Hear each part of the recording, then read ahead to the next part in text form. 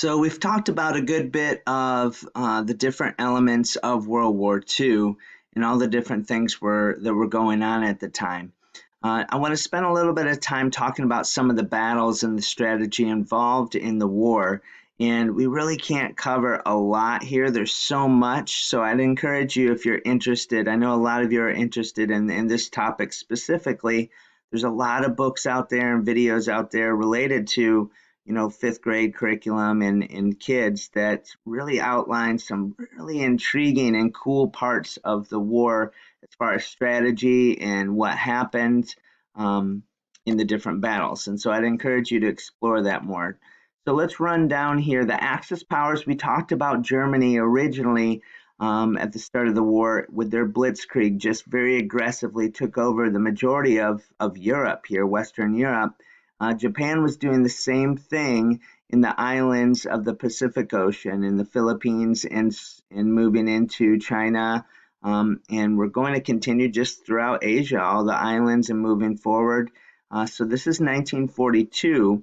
And so both sides, Japan and Germany, they were allies, but they were aggressively taking over their land. And so as we started to fight this war after the bombing of Pearl Harbor, when we got involved in fighting Japan, we were also fighting in Europe. So it was a two-front war, two sides. We're in two different directions battling here. Well, the Battle of Midway proved to be a huge turning point in the war against Japan. Japan chose to attack this island, Midway Island. You could see the proximity to Pearl Harbor. On June 3, American fighter pilots, they spotted this Japanese fleet in the ocean, and so American dive bombers, they're called, came in and destroyed these aircraft carriers. And so this battle right here that the United States won was really allowed us to open the door to moving closer and start to go to these different islands to fight Japan. It was called island hopping, bouncing around, and we went from island to island and had these battles. And so Battle of Midway is known as a turning point in the war against Japan. D-Day, really one of my favorite things of the war is just to read about and watch videos about the strategy involved in how the United States and Britain and the Allied forces were going to come in and attack France. They weren't fighting the country of France, remember, they were fighting Germany that had taken over France. Germany had control of France at this time, and so there's a lot of variables with when they were going to attack the United States and the Allied forces and come in and storm these beaches of Normandy. There are different beaches, and it really had to do with the tide and the weather and when was the best time to have this surprise attack where the Allied forces would come in. And so June 6, 1944 is known as D-Day, the time where the Allied forces came in and stormed the beaches of Normandy and started to fight against Germany in Europe. With this, the D doesn't stand for anything in D-Day, it's just called D-Day, and there is a lot of strategy. Like I said, there's a video that I've linked in our study page and even today that I'd encourage you to watch. It talks more specifically about D-Day. And so Normandy here, they have these are called Higgins boats, where basically the front of them came down and then different vehicles and troops could come and run out, and it was easier to get in rather than jumping over the side of the boats. They were able to get onto the beaches more quickly. Well, the blasts were coming from Germany, like they were ready for these forces, but they didn't know exactly where they were coming from. And so on these beaches, they had to get past initially, like just run through the beaches and get up to the higher points of the beach and into the land. And there was a lot of casualties. Okay, lots of lives were lost, but it was successful. By the night of June 6th, the Allied forces had captured the beaches and basically were able to start sending troops into France and start fighting Germany and forcing them back towards Germany. One important battle here was called the Battle of the Bulge, as we talk about towards moving through and getting back closer to Germany as the Allied forces were able to push Germany back. The Battle of the Bulge was Germany's final attack. Both sides suffered very heavy losses. General Patton was the United States general. He was able to lead the Allied forces to victory, and they continued pushing into Germany to try to take control and get Germany to surrender, and Hitler being, back in Germany. At the same time, what's interesting is you have the Soviet Union. Remember, Germany was originally on the side allies with the Soviet Union, and they turned and started also aggressively fighting the Soviet Union, which was really a terrible idea because then you had Germany fighting a two-front war. They fought, this side in France, and then they also fought on this side with the Russian troops coming in. And that war that happened in Russia just proved to be way too much for the German soldiers. It was a very cold, harsh winter, and they weren't prepared to fight that battle. And so the Soviet Union was invading Germany this way. The Allied troops were pushing back Germany from the west coming in. And so eventually the German forces were defeated. And so VE, Victory in Europe Day, is when the Soviet troops neared the German capital of Berlin. Hitler committed suicide. He ended his life before he was captured because he knew inevitably he was about to be overtaken and they would have to surrender. And so he took his life. And so when there was the surrender, there was just jubilation and celebration because the war was over. So VE Day, Victory in Europe, that was May 8, 1945.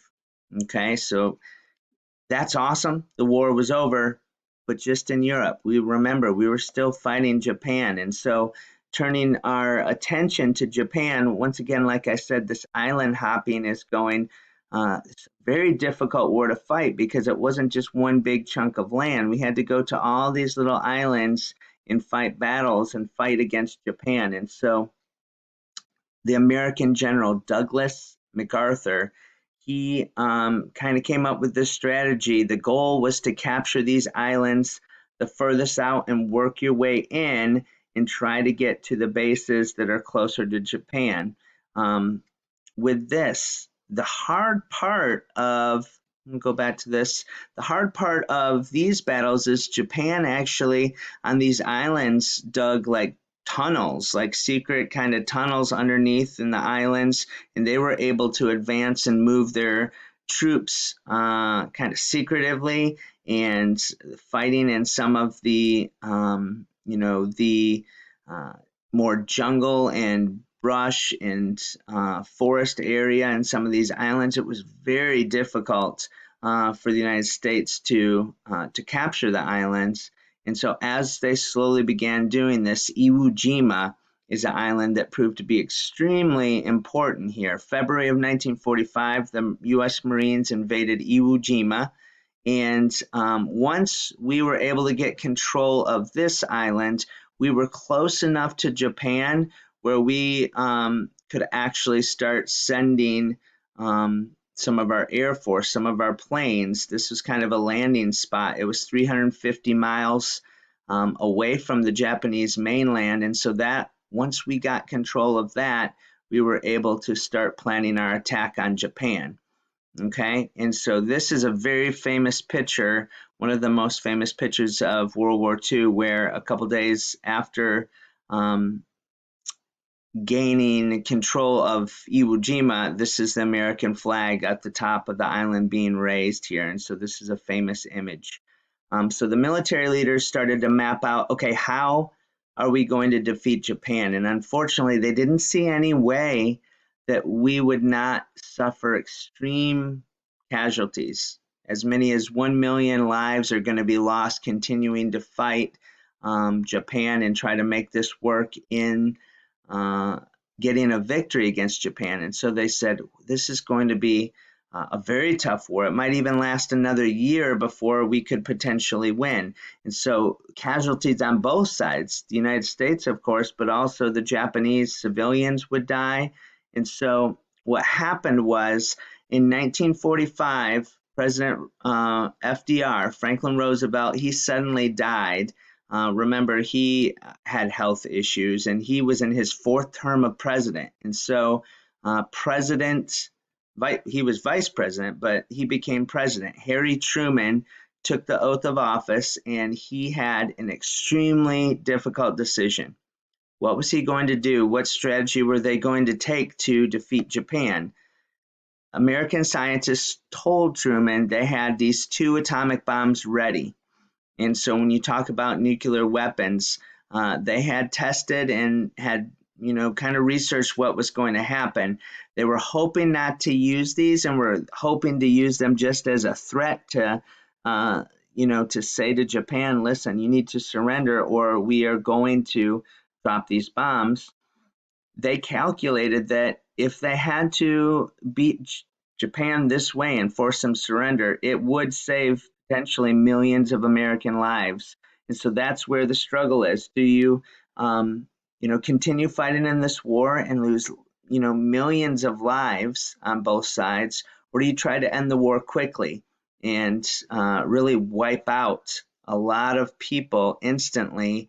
And a lot of them were just civilians in Japan that were not even part of the war necessarily. And so even morally, this was was this right? Was this the right thing to do? And it was a tough decision. So in August of 1945, August 2nd, an Air Force bomber dropped an atomic bomb on the city of Hiroshima, Japan.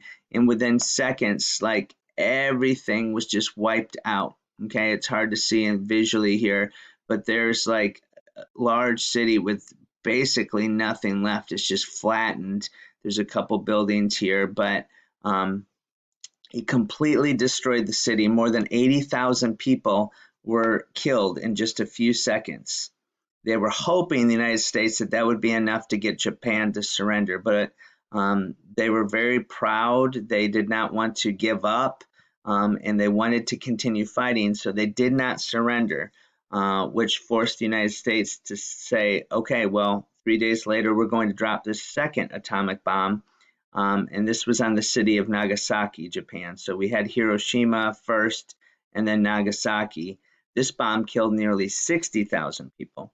And once again, historians and many people argue, was this the right decision to do? Well, after that second bomb, Japan did surrender. They knew they could not continue. They did not know if the atomic weapons were going to continue to be, they were going to be a target, and they did surrender. So we had VE Day, victory in Europe. This is VJ Day, victory in Japan. Japan surrendered, and World War II was over at this point.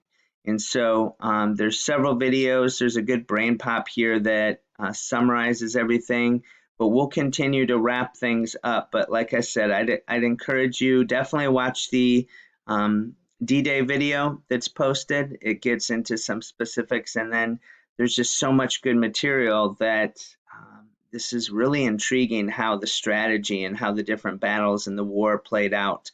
So I encourage you to explore that too. All right.